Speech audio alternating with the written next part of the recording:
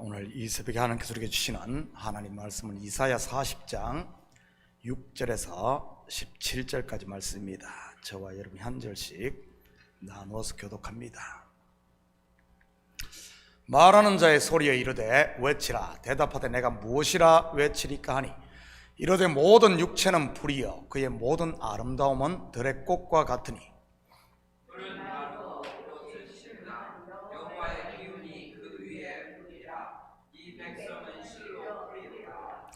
풀은 마르고 꽃은 시드나 우리 하나님의 말씀은 영원히 서리라 하라. 아름다운 소식을 시온에 전하는 자여, 너는 높은 산에 오르라. 아름다운 소식을 예루살렘에 전하는 자여, 너는 힘써 소리를 높이라. 두려워하지 말고 소리를 높여 유다의 성읍들에게 이르기를 너희의 하나님을 보라. 보라, 주 여호와께서 장차 강한 자로 임하실 것이요 친히 그의 팔로 다스리실 것이라. 보라, 상급이 그에게 있고 보응이 그의 앞에 있으며 그는 목자같이 양떼를 먹이시며 어린 양을 그 팔로 모아 품에 안으시며 젖먹이는 암컷들을 온순히 인도하시리로다. 누가 손바닥으로 바닷물을 헤아렸으며 뼘으로 하늘을 쟀으며 땅의 티끌을 되담아 보았으며 접시 저울로 산들을 막대 저울로 언덕들을 달아 보았으랴. 누가 여호와의 영을 지도하였으며 그의 모사가 되어 그를 가르쳤으랴.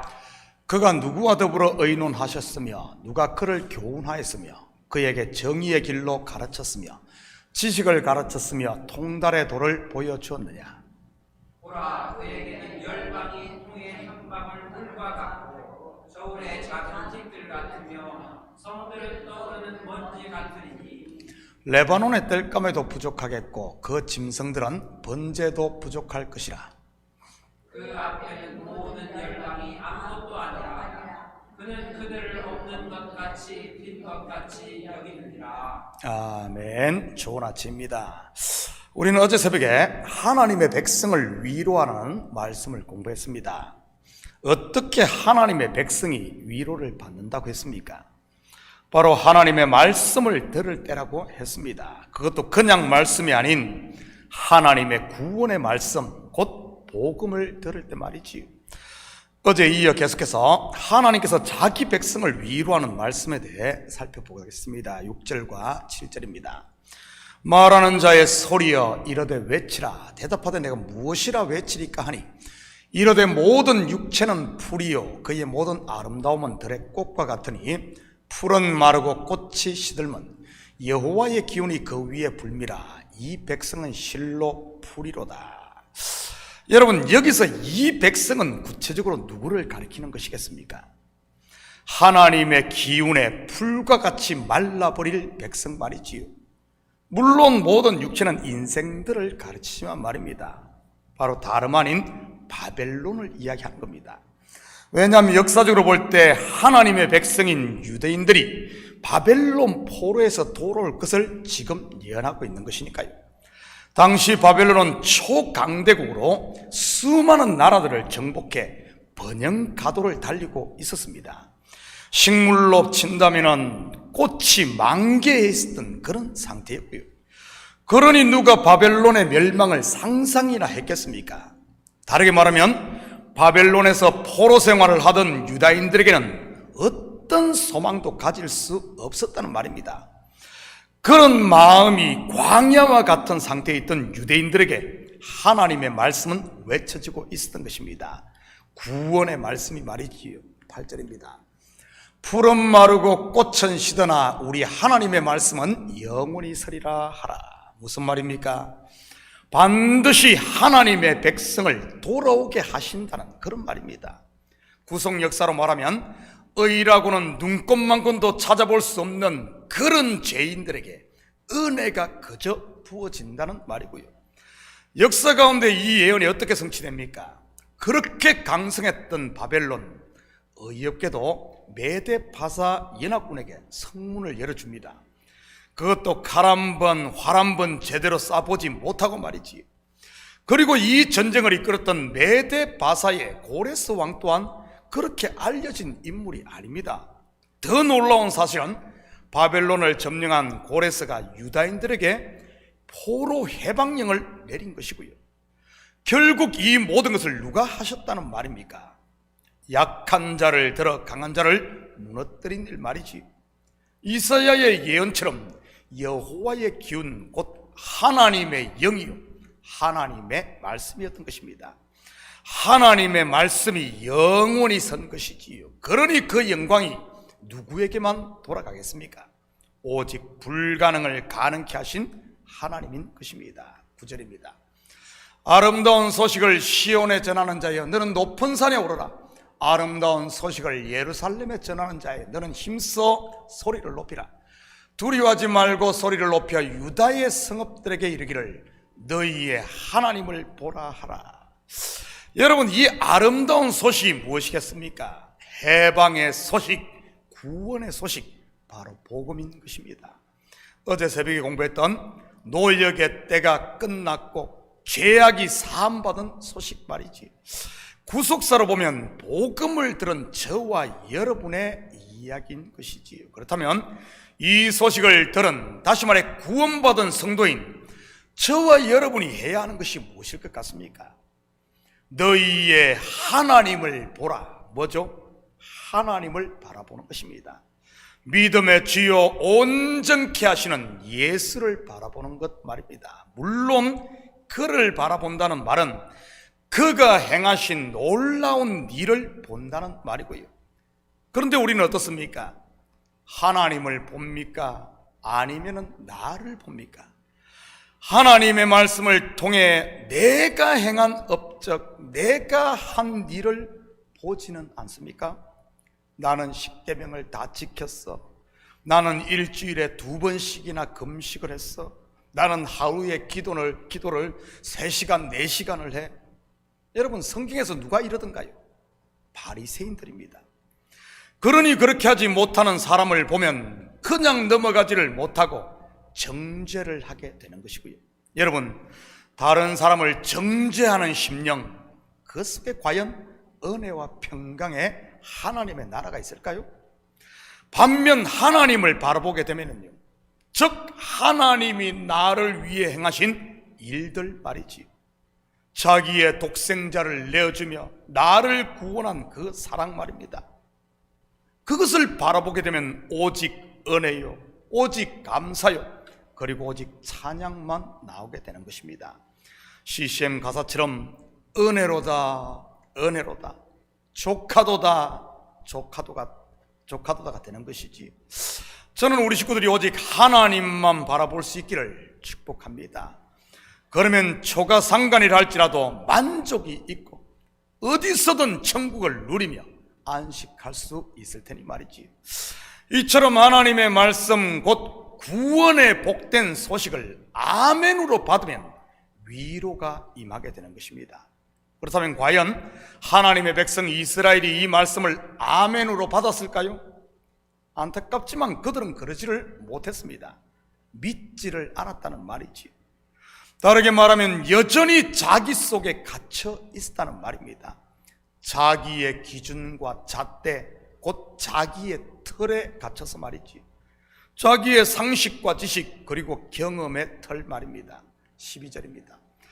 누가 손바닥으로 바닷물을 헤아렸으며 뼘으로 하늘을 쟀으며 땅의 티끌을 대에 담아 보았으며 접시 저울로 산들을 막대 저울로 언덕들을 달아 보았으랴. 여기에 보면 5가지 청량 도구가 나옵니다. 손바닥, 뼘, 대, 접시 저울, 막대 저울. 손바닥은 당시 양을 재는 도구였습니다. 한 움큼, 2움큼 이렇게 말이지. 뼘은 길이를 재는 도구였거든. 우리도 그러지 않습니까? 한 뼘, 2뼘. 대 또한 양을 재는 도구요, 저울은 무게를 재는 도구이고요. 그렇다면 이 의미는 무엇이겠습니까? 하나님께서 창조하신 천지를 인생들이 감히 다 청량하고 잴 수 없다는 그런 말 아니겠어요? 하나님이 만드신 피조물도 잴 수 없는 인생이 어떻게 하나님이 행하시는 일들, 그리고 그분의 마음을 다 알겠습니까? 다시 말해 내 속에 하나님을 가두지 말라는 말입니다. 하나님은 알라딘의 요술램프에 나오는 거인 진아가 아니니 말이지. 그런데 우리는 어떻습니까? 내 기준을 가지고, 내 신앙 경험을 가지고 하나님의 말씀을 재지는 않습니까? 내 경험과 상식과 기분, 감정에 맞으면 아멘, 그렇지 않으면 노멘 하면서 말이지. 이것이 과연 믿음일까요? 아닙니다. 믿음은 전적으로 하나님께 나를 맡기는 것입니다. 내 상식도 내려놓고 내 경험이나 감정, 기분도 포기하고 말이지. 오직 그분이 가라 하면 가고 서라 하면 서는 것이 믿음이라는 말입니다. 여러분, 믿음의 크기를 재는 도구가 무엇일 것 같습니까? 하나님께서 믿음의 조상이라 불리는 아브라함의 믿음을 어떻게 재든가요? 바로 순종입니다. 물론 아브라함의 순종의 백미는 모리아 산에서 독자 이삭을 바치는 것이고요, 후속 역사로 말하면 예수 그리스도의 십자가를 모형하는 것이지. 아브라함이 온전히 순종하다 어떻게 됩니까? 독자 이삭, 바쳤던, 번제로 바쳤던 그 이삭을 도로 받습니다. 바로 예수 그리스도의 부활을 보여주는 그림이지. 순종, 결국 믿음은 나를 포기하는 것임을 보여주는 겁니다. 바울도 같은 이야기를 하고 있지 않습니까? 내 뜻을 포기할 때, 다시 말해 내가 약할 때 하나님이 강함되는 비밀 말입니다. 그래서 교회는 지는 자가 이기는 자요, 포기하는 것이 곧 얻는 것임을 잊지 마시기 바랍니다. 13절입니다. 누가 여호와의 영을 지도하였으며 그의 모사가 되어 그를 가르쳤으랴. 무슨 말입니까? 이것은 하나님의 지혜의 완전성을 말하는 것으로, 하나님 홀로 온 천지를 창조하셨고, 하나님 홀로 나를 구원하셨고, 하나님 홀로 이스라엘 백성들을 애굽의 종살에서 건져냈고, 하나님 홀로 바벨론의 포로 생활하던 이스라엘 백성들을 건져냈다는 그런 말입니다. 내가 한 게 아니란 사실입니다. 계속해서 17절입니다. 그 앞에는 모든 열방이 아무것도 아니라 그는 그들을 없는 것 같이 빈 것 같이 여기느니라. 무슨 말입니까? 너희가 절대 무너지지 않을 것으로 생각하는 바벨론, 그것 하나님 앞에는 아무것도 아니라는 말입니다. 다르게 말하면 하나님이 하시는 일은 그 누구도 막을 수 없다는 그런 말이기도 하지요. 여러분 앞에 바벨론과 같은 산이 있습니까? 절대 내 힘으로는 안 될 것 같은, 넘을 수 없을 것 같은 문제들 말이지. 왜 없겠어요? 그러니 이 추운 새벽에도 성전에 나와 하나님 앞에 엎드리는 것 아니겠습니까? 내 속에 갇혀있지 마시고 이제는 나라는 옛사람의 틀을 깰 수 있기를 축복합니다. 무엇으로 이 틀을 깨겠습니까? 바로 영원한 하나님의 말씀인 것입니다. 말씀 앞에 내가 깨지고 나를 내려놓는 과정이 바로 신앙생활인 것이고요, 마치 금이 연단을 통해 정금으로 바뀌듯이 말이지요. 하나님의 위로는 그럴 때 온전히 임하게 되는 것입니다. 사랑하는 성도 여러분, 오늘 하루도 다시 복음 앞에서 하나님의 말씀에 순종하심으로 하나님의 위로가 있고 하나님 안에서 소망이 있는 이런 복된 하루 되시기를 예수님의 이름으로 축복합니다. 같이 기도하십시다. 사랑의 아버지 하나님, 참으로 감사를 드립니다.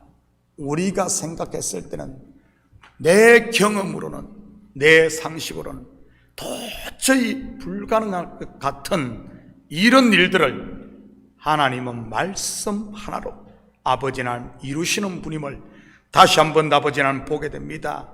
나를 의지하지 않게 하시고, 아버지 하나님 우리의 상식을 의지하지 않게 하시고 온전히 주님께 맡기고 내려놓을 수 있는 이런 참된 믿음과 용기를 갖는 우리 식구들 되게 도와주시옵소서.